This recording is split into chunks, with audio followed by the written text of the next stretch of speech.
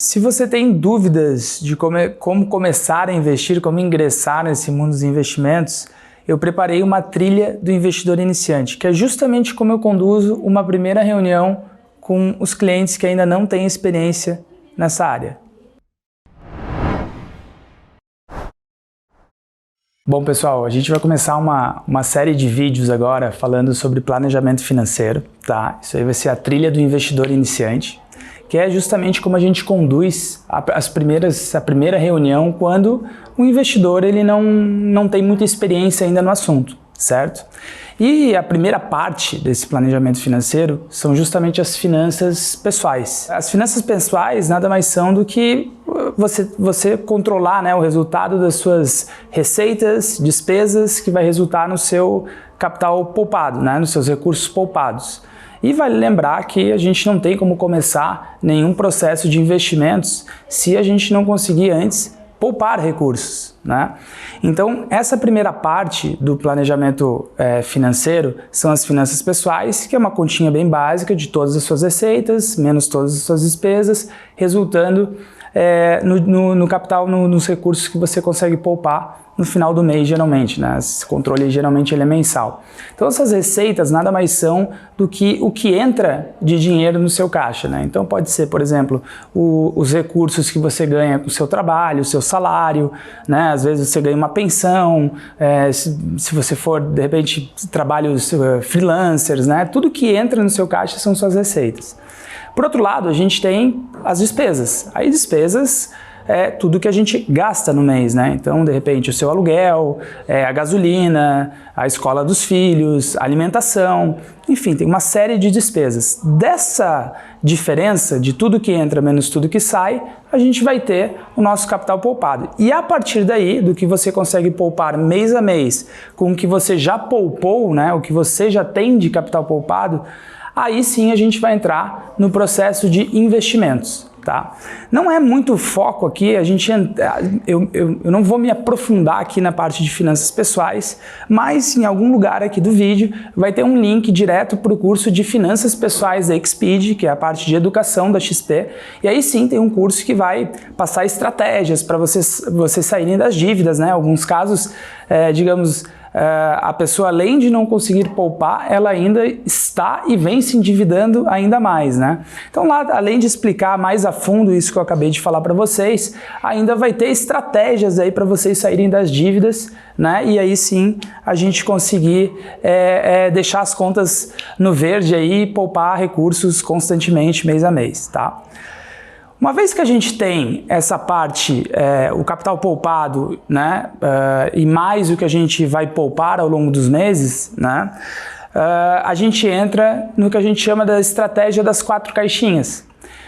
Que é o seguinte, a primeira caixinha, quando a gente vai começar o processo de investimentos, a primeira coisa que você tem que fazer é a famosa reserva de emergência. Reserva de emergência é uma reserva para emergências.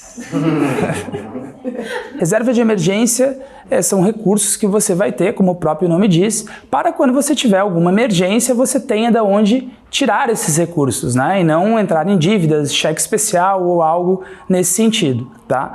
A reserva de emergência, para vocês entenderem, você vai investir de forma ultra conservadora, certo? E também com liquidez. Por quê? Primeiro que a gente não sabe quando a gente vai precisar utilizar esses recursos, né?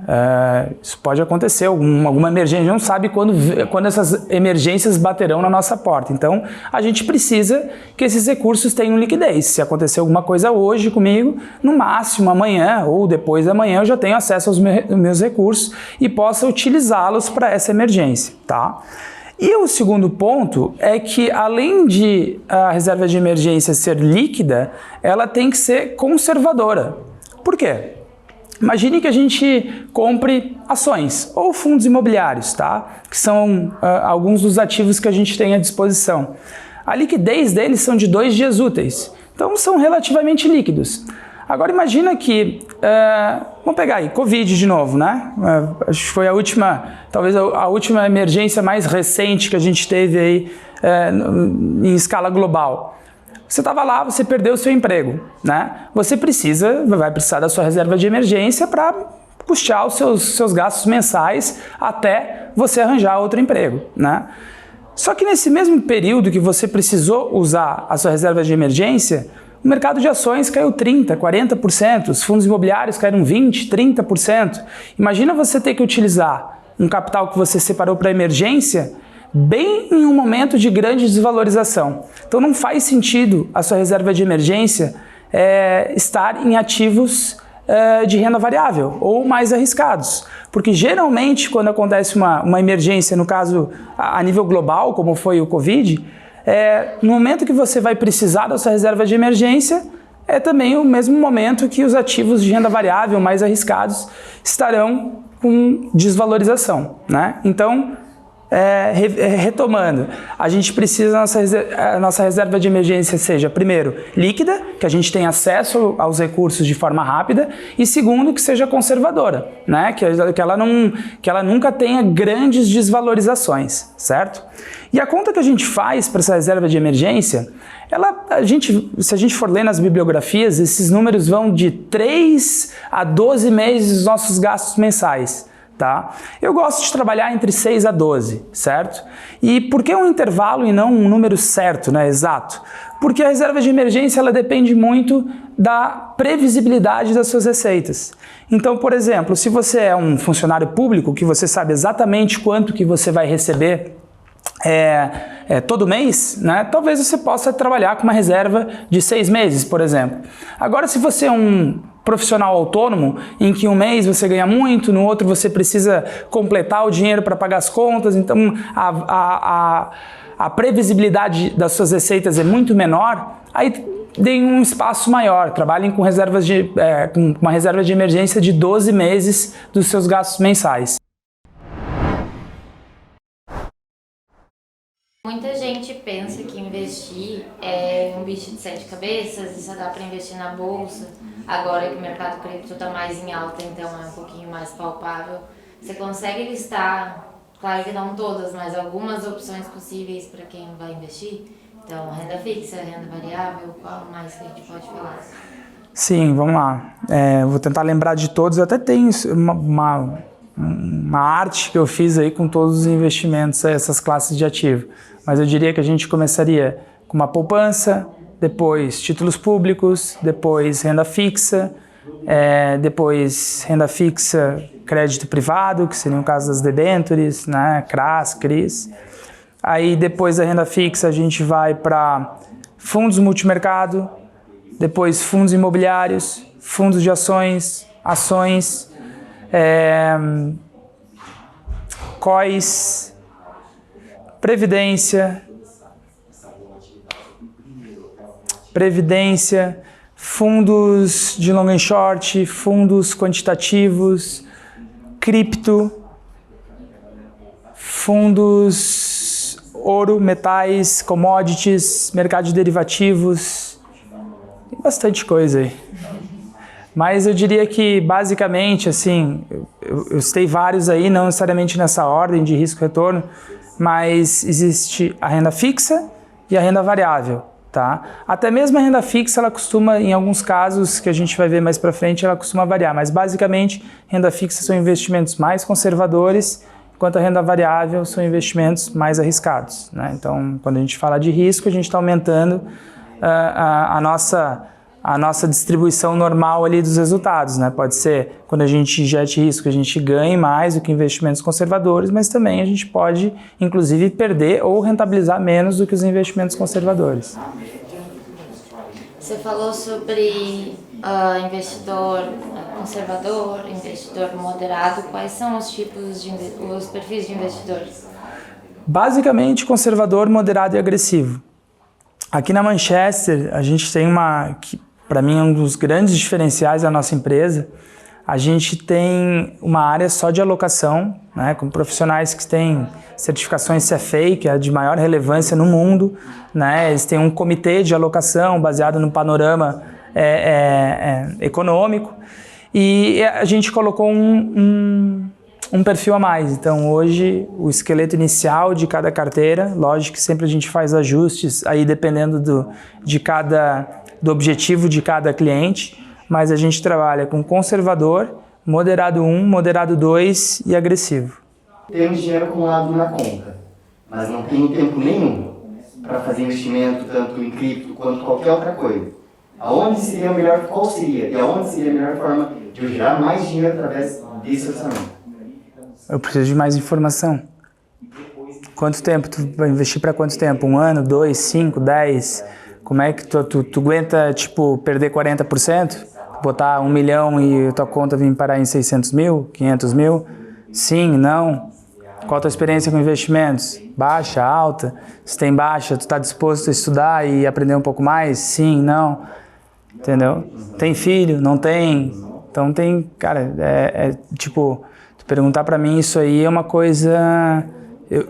Se tu me fizer uma pergunta rasa desse jeito, tu vai ter uma resposta rasa também. Agora, por isso que essa primeira reunião, acaba, lógico que a gente explica tudo isso aí, mas a gente acaba escutando muito o que o outro lado da mesa tem para falar, recolhe essas informações e aí sim eu vou te falar, olha, no que tu me apresentou aqui, minha sugestão é que você invista desse jeito. Né? E isso aí nunca tem uma carteira exatamente igual a outra, né? Porque nunca tem uma pessoa exatamente com os mesmos objetivos, necessidade de liquidez, experiência e tudo mais. Então, isso aí eu acho que é um dos grandes erros que a gente vê, por exemplo, alguns influenciadores, analistas e tal, falando como cada um tem que investir. Não, sim, existe um jeito, ok, correto, mas assim, tem um pouquinho, nenhum é exatamente igual ao outro, porque ninguém tem um objetivo exatamente igual ao outro, né? Então, eu precisaria, para dar uma resposta dessa, eu preciso recolher mais informações, senão a resposta será rasa e muitas vezes incoerente e incorreta para você. Você já tinha falado para mim que o ideal é que você comece a investir quando você tem essa reserva de emergência. Tem muita gente que fala sobre colocar a reserva de emergência em poupança, ou em CDB, ou em algum banco. O que você acha disso? Eu acho que, assim, na reserva de emergência, a gente não tem tantas opções assim, né? Mas, assim, o CDB com liquidez diária seria uma opção, fundos de renda fixa seria outra opção, títulos públicos pós-fixados, que é o caso da LFT, seria outra opção. A poupança, ela também seria uma opção, tá? Só que o que acontece? A poupança, hoje, com essa facilidade que a gente tem de enviar os recursos do banco para uma corretora, enviar os recursos do banco para um banco digital, enfim, lugares que paguem melhor, que rentabilizem melhor o seu capital, você consegue fazer a sua reserva de emergência em qualquer outro lugar, né? Então, por exemplo, assim, em vez de deixar na poupança, por que eu vou deixar na poupança se eu posso, de repente, enviar esses recursos para uma corretora e se eu precisar deles, eu consigo resgatar da corretora e no dia seguinte esses recursos estarem disponíveis para mim. Então, eu não vejo assim, eu não tenho nada contra, mas você consegue remunerar a sua reserva de emergência um pouco melhor do que se você deixar seus recursos na poupança. Mas também serviria, por quê? Poupança é conservadora, tem liquidez. Apenas não é a melhor opção se a gente comparar com essas outras que eu acabei de falar para vocês. O que significa liquidez? Bom, liquidez, entenda por liquidez a facilidade que a gente tem de transformar os ativos em dinheiro vivo. Então, por exemplo, se eu tenho, uma cota de um fundo de renda fixa e eu quero transformar as cotas desse fundo em dinheiro na minha conta, eu consigo fazer isso de forma rápida, né? Às vezes D mais 0 no mesmo dia, D mais 1 no dia seguinte. Diferente, por exemplo, de um imóvel, né? Se eu tenho um imóvel, ele também é um ativo, eu tenho muito mais dificuldade de transformar agora o tijolo ou um terreno em dinheiro na minha conta, porque primeiro eu vou ter que achar um comprador para esses ativos. Segundo, tem todos os trâmites burocráticos. Então tem uma série de coisas que dificulta eu ter esse dinheiro disponível para ser gasto na minha conta do banco ou até mesmo eu sacar, enfim. Então liquidez é isso, é a facilidade que você tem de transformar os seus ativos em dinheiro vivo. Se você gostou desse vídeo, não deixe de ativar o sininho, se inscrever no canal e deixe seus feedbacks, suas dúvidas nos comentários aqui para mim.